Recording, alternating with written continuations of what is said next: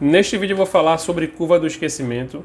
Em alguns vídeos atrás eu citei a curva do esquecimento e em outro vídeo também eu citei sobre o tripé da memória, que é a aquisição, consolidação e evocação. Então, esse é um termo, é um tripé cunhado por um neurocientista brasileiro chamado Ivan Izquierdo. Ele é, na verdade, português e radicado no Brasil. E ele desenvolveu vários artigos científicos, várias pesquisas muito interessantes sobre a questão da memória.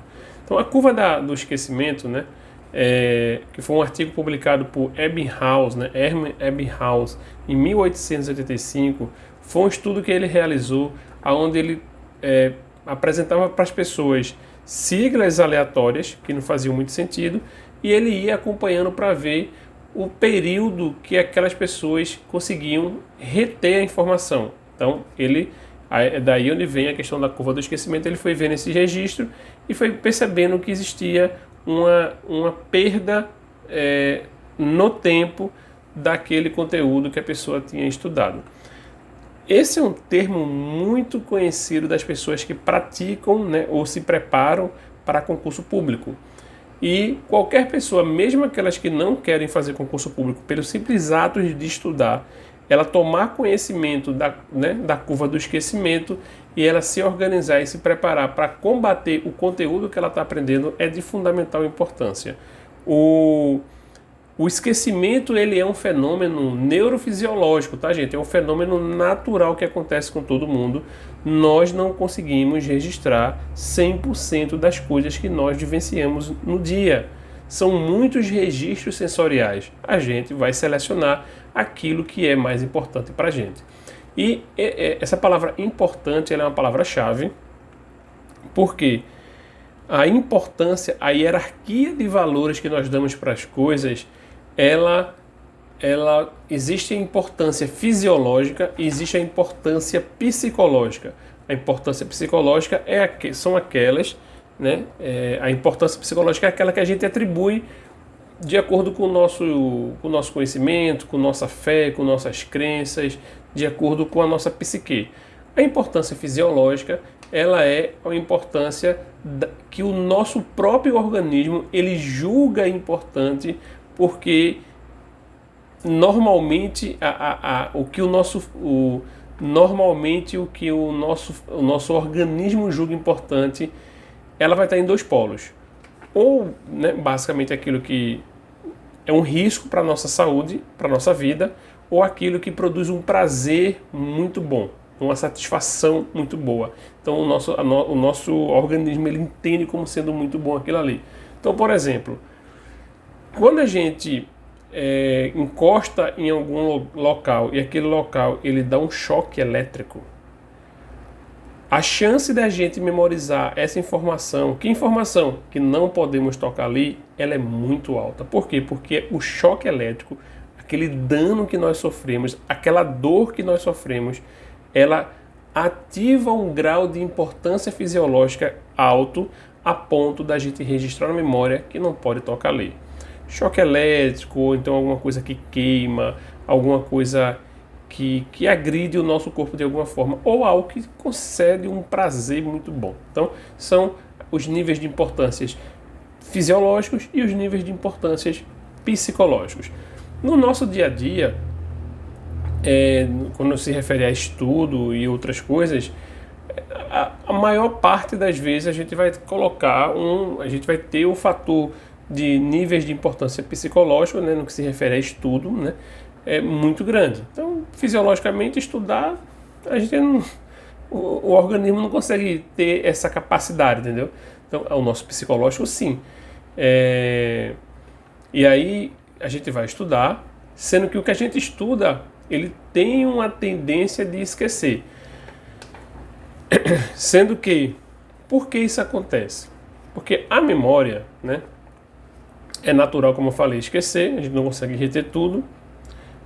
E a memória, ela tem um tripé: aquisição, consolidação e evocação. Provavelmente, você já deve ter tido a experiência de ter tido uma aula maravilhosa, o professor era super carismático, o professor tinha uma excelente didática e você finalmente entendeu aquele assunto que estava travado na sua cabeça já fazia algumas semanas, alguns meses, talvez até anos.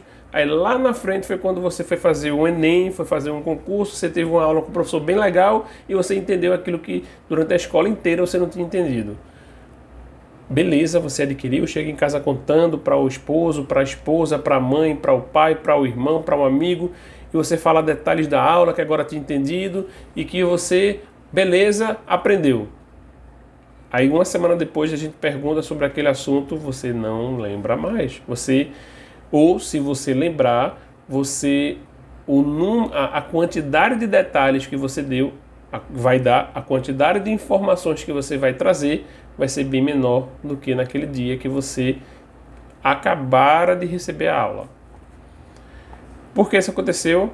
Curva do esquecimento. O que é que eu preciso fazer para que eu daqui a uma semana consiga trazer as mesmas quantidades de informações, de conhecimento que eu recebi na aula?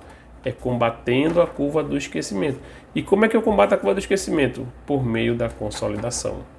É na consolidação que você vai reter o conhecimento que você adquiriu.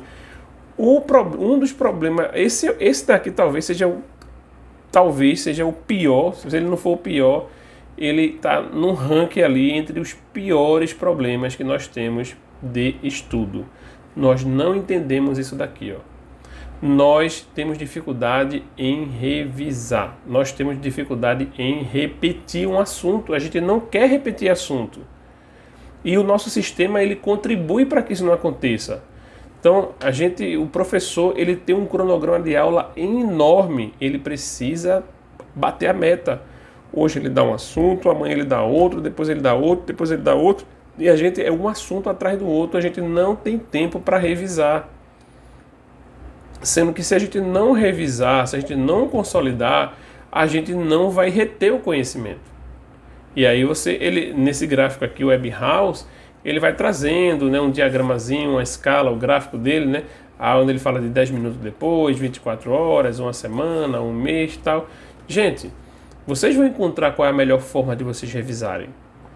E aí, lógico, dependendo da quantidade de conhecimento, de conteúdo que vocês têm para estudar, tem que fazer um planejamento bem interessante e tem que estudar de uma forma bem eficiente, porque senão você vai acumular muita coisa para revisar e talvez a revisão ela vai ser um empecilho do teu processo de aprendizado, porque você ocupou praticamente todo o espaço que você tem de tempo, né, todo o seu tempo em revisão e você não consegue mais ter tempo para adquirir novos conhecimentos. Então, essas duas coisas, elas andam juntas. Isso aqui explica o fenômeno e isso daqui explica o fenômeno e é por meio da ação de revisão espaçada, o nome disso aqui chama-se revisão espaçada, você vai revisitar aquele conhecimento em períodos determinados que você vai estar consolidando. Eu vou gravar um outro vídeo falando sobre a evocação, que é o terceiro pilar da memória. É possível a gente criar um esquema onde, enquanto a gente está adquirindo, a gente meio que já está adquirindo dentro de um esquema de evocação. Isso facilita muito o processo de aprendizado, facilita muito. No que ele vai facilitar o processo de aquisição, ele já está, de certa forma, atuando na consolidação. Por quê? Porque você vai estar já usando esta estrutura aqui no aprendizado, certo? Então, gente, esta é a curva do esquecimento, tá? Esta é o tripé da memória. E aí é onde entra a repetição espaçada. É aí, né, a Supermente ela fala sobre flashcards. É aí é um dos flashcards. O flashcard, se você usa o flashcard sem técnica, ele vai ser peso de papel. Mas quando você usa os flashcards dentro da metodologia da revisão espaçada, aí sim ele é poderosíssimo. Por quê? Dentro desse tripé aqui, o flashcard ele trabalha com os três, mas onde é que o flashcard é mais forte? Na consolidação. Consolidando, é na consolidação que os flashcards ele tem a sua maior eficiência. Podemos dizer assim que o maior propósito dos flashcards é aqui, ó, consolidação. Lógico que os nossos sempre tem gatilhos para pergunta, ele vai conseguir ativar a evocação, mas é aqui, ó, é na consolidação. Então esse vídeo aqui, eu acho que já está chegando em 10 minutos, ficou longo, mas a gente vai estruturar outros vídeos, trazer outras perspectivas sobre esse mesmo assunto aqui, para enriquecer nesse assunto, esse tema, e a gente ir sedimentando, a gente ir consolidando essa ideia aqui, esse conceito na mente de vocês, para que vocês possam estar colocando em prática.